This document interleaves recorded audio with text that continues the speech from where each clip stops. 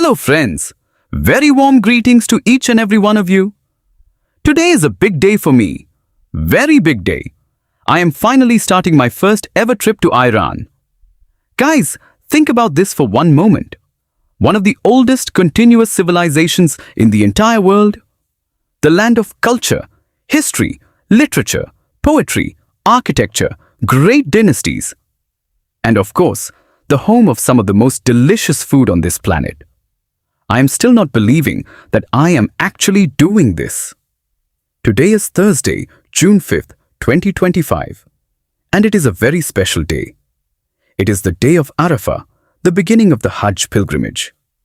Tomorrow, the entire Muslim world will be celebrating Eid al-Adha. And here I am, just landed at Imam Khomeini International Airport in Tehran, arriving on Jazeera Airways from Kuwait. Now Jazeera is a budget airline. But honestly, the flight was quite comfortable. No complaints at all from my side. One thing I noticed on the flight, most of the passengers were Kuwaiti religious travelers heading to the holy cities of Qum and Mashhad. Because back in Kuwait, the 5-day Eid holidays have just started. So you can imagine the situation at Kuwait airport. It was really busy. Now coming to Tehran airport. My experience here was very cool actually. Immigration was smooth and the people were very welcoming and friendly. But there is one major challenge I am noticing immediately. Very few people here are understanding English. Even at the international airport. And I'm here for a 9-day solo trip across Iran. No guide, no translator. So I am already wondering, if this is the situation at an international airport, what will be the experience in other cities and smaller places? Let us see. Now, one very important piece of information, especially for my Indian friends watching this. As an Indian passport holder, I got 15 days visa-free entry into Iran. 15 days, completely free. That is honestly a wonderful thing. But if you're planning to stay longer, or if you're coming from other countries, please apply for a tourist visa well in advance. Check before you plan. Very important. For my first 2 nights in Tehran, I booked online through hostelworld.com. Heritage Hostel in the Beheristan area of downtown Tehran. Good location, good reviews. Let us see how it is. From the airport, I booked a prepaid taxi. Around 52 kilometers journey, approximately 1 hour. And the cost? Just $15. Very reasonable. And this is Mr. Hassan, my cab driver. This fellow is very talkative, laughing all the time, full of energy. Language is a problem, yes, but somehow we are understanding each other and conversation is going on nicely. And then he did one big favor for me. I was very worried about getting a mobile network SIM here in Iran. It is not easy to get one, I was hearing. But Mr. Hassan offered me a data SIM with voice package for $10. After some bargaining, and I am proud to say, I got it for just $5. Mr. Hassan, you are a good man. And just like that, with a SIM in my hand and Tehran ahead of me, the adventure is beginning. So we are driving through the highway from airport and Mr. Hassan, this fellow is not just a cab driver, he is like a full tour guide also. Suddenly with big excitement, he is pointing to the right side and saying, Imam Khomeini! Imam Khomeini! And what I saw from the window, I could not look away. This is the holy shrine of Ayatollah Ruhollah Khomeini, the founder of the Islamic Republic of Iran.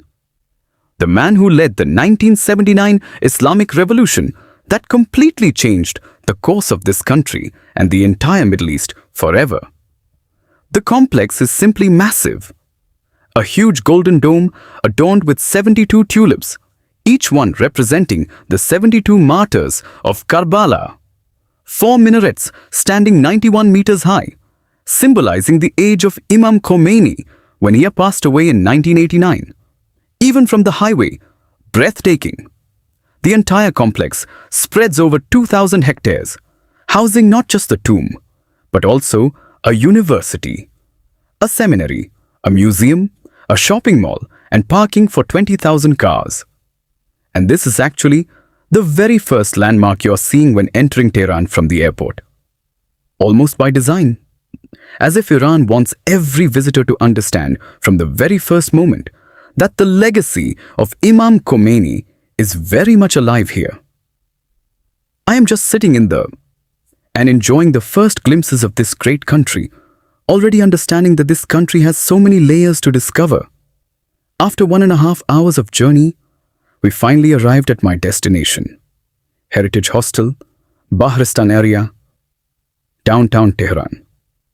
And let me tell you, from outside, this place is very simple.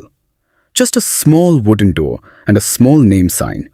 Nothing fancy at all. But the moment you step inside, everything changes completely. The atmosphere is just beautiful. A recently renovated historical building. Warm, cozy, and so welcoming. The walls are charmingly covered with notes and memorabilia left by travelers from all over the world. You can feel the energy of hundreds of journeys in this one place. The dormitory rooms have beautifully designed bunk beds with private curtains, individual lockers, personal sockets, and reading lights on each bed. This is not just a bed. This is a proper personal space. And the location right in the heart of Tehran, just 100 meters from Baharistan metro station. Grand Bazaar, Golestan Palace, National Jewelry Museum, all within 30 minutes walking distance. You simply could not ask for better. The reception staff, super supportive, super friendly.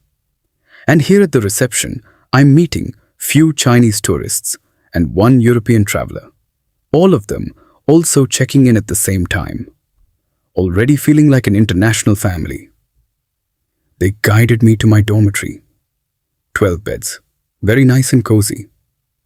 I don't exactly remember what I paid when I booked online through Hostel World, but it was something not more than $10 per day. And I am telling you, it is worth much more than that. Now, the time is 3 p.m. and I am desperately hungry. First meal in Iran. This moment I have been waiting for. No confusion, no second thought. It has to be the famous Iranian lamb kebab. This is Iran. Simple as that. The restaurant is just few minutes walk from the hostel. I walked in and something immediately caught my eye. Young boys of 14, 15 years, serving tables, cleaning, working so diligently. So much energy and responsibility at such a young age. Then this one boy came to me.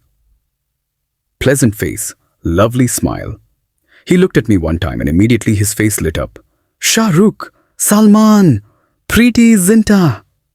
He knows I'm Indian before I even opened my mouth. He is clearly the English expert of this restaurant, with just a few conversational words only. But that warmth, that genuine excitement, no language needed for that.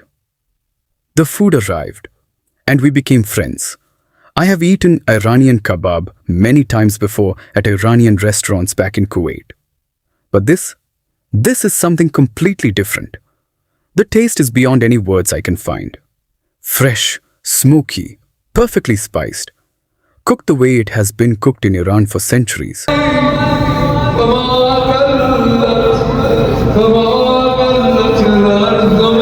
Let's explore Tehran, the capital city of Iran. Just a few minutes walk after my lunch, I reached a busy junction, and what I saw completely stopped me in my tracks. Right in the middle of the city, people were gathering on both sides of a 6-lane road. Men, women, kids, entire families, sitting on chairs and carpets stretching almost a kilometer long. It was an incredible sight. In the background, a powerful recitation was echoing through loudspeakers across the whole area. I had no idea what was happening. It was unlike anything I'd ever seen. I checked with the local nearby, and he explained the people were mourning the passing of a significant individual. likely a respected leader or scholar.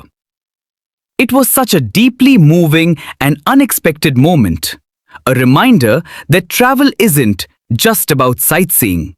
Sometimes it drops you right into the heart of a culture. And that's the most beautiful part. Next on the list, the iconic Golestan Palace. But when I checked, it was already 4 p.m. and the palace was 5 kilometers away. Walking would take around 30 minutes. And I didn't want to waste a single moment. So, taxi it is. I'd already downloaded Snap, Iran's own version of Uber. Smart move, right? Well, almost. The entire app was in Farsi only. No English option. Zero. I stared at the screen like it was a puzzle. I had no chance of solving. That's when a nearby police officer stepped in and saved the day. With his help, I managed to book a motorbike taxi, and within minutes, my rider pulled up. Now let me tell you, this ride was something else entirely. Fear, excitement, wind in your face, weaving through Tehran traffic at full speed. It felt less like a taxi ride and more like a theme park attraction. Honestly, loved every second of it. As we rode through the streets, Tehran started revealing itself to me. This city has layers. On one side, you see grand old buildings, remnants of the Qajar and Pahlavi eras, with their intricate brickwork and arched facades standing proudly between modern towers. On the other side, wide, tree-lined boulevards, carefully kept gardens, and roadside greenery give the city a surprisingly calm and breathable feel. Tehran sits at the foot of the stunning Alborz mountain range, and on a clear day, those snow-capped peaks watching over the city skyline are truly unforgettable. Now, a little history, and I promise I'll keep it short. Tehran became Iran's capital in 1796 under the Qajar dynasty. Today, it's home to over 15 million people, making it one of the largest cities in the Middle East. It's a city of contrasts. Ancient bazaars next to modern cafes, traditional mosques beside contemporary art galleries. A city that has lived through empires, revolutions, and reinvention, and yet somehow keeps its soul intact.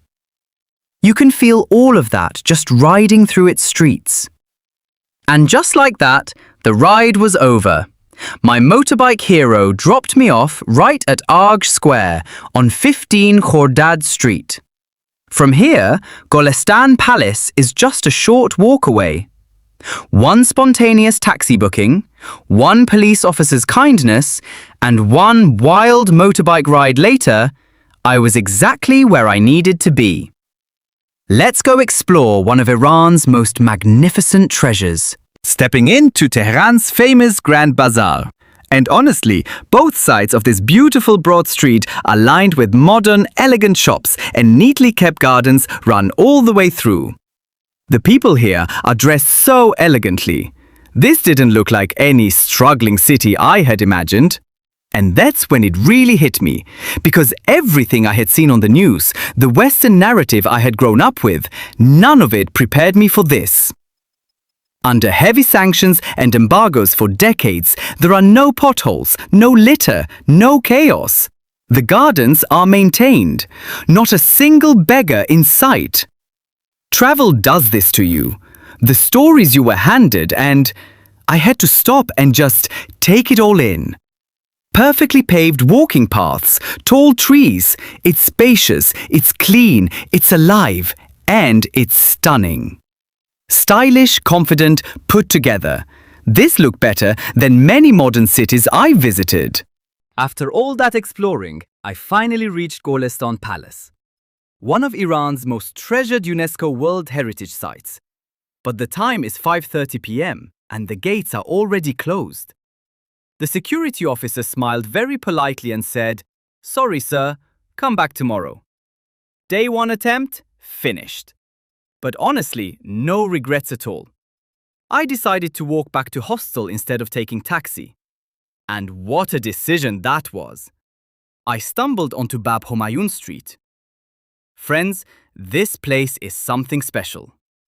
Bab Homayun is one of the oldest streets in Tehran, taking its name from one of the ancient gates of the old Arj citadel. And today, it is one of the most beloved food streets in the entire city. This nostalgic street runs from noon until almost midnight, always ready to host visitors with its incredible variety of dishes. The moment you step in, the whole street is filled with the most pleasant aromas. Hot samosas, roast kebabs, liver kebab, delicious soups. It is simply impossible to walk past without stopping. The street is beautifully paved and decorated with nostalgic elements, old public phones, traditional Persian touches, giving it a unique old Tehran atmosphere that you simply cannot find anywhere else. Families, couples, young people, old people, everyone is here. This is not just a food street. This is Tehran's living room. Come here, walk slowly, eat everything. Trust me, you will love it and will be a regular visitor.